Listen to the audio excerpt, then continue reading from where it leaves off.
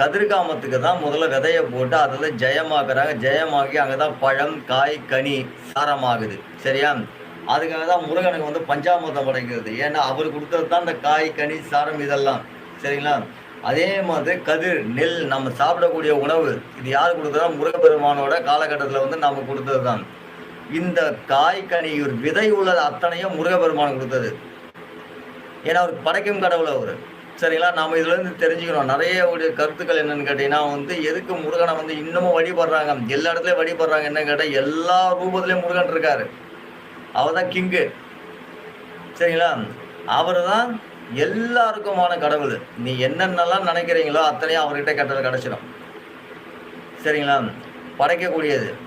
ஏன்னா நெல், கதிர், காய், கனி, சாரம் இதெல்லாம் வந்து அவரோட காலகட்டத்தில் அவர் நம்ம தமிழர்களுக்காக, நம்ம உலக மக்களுக்காக இதை பயன்படுத்தி முதல்ல சோதிச்சார்.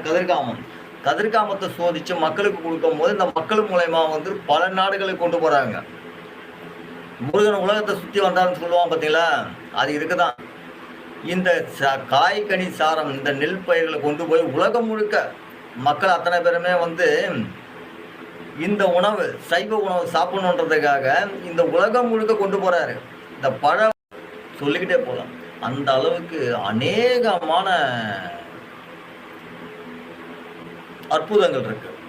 ஏன்னா மொத்தம் 18 புராணங்கள் எழுதுனாங்க இல்லைங்களா? இந்த 18 புராணங்களில் மிக மிக சிறந்த புராணம் எந்த புராணம் கேட்டிங்கன்னா வந்து கந்த புராணம் தான். முருகனோட வரலாற்று தான் முதல்ல வந்து நின்னது. ஏன்னா முருகனோட வரலாற்றை பார்த்தீங்கன்னா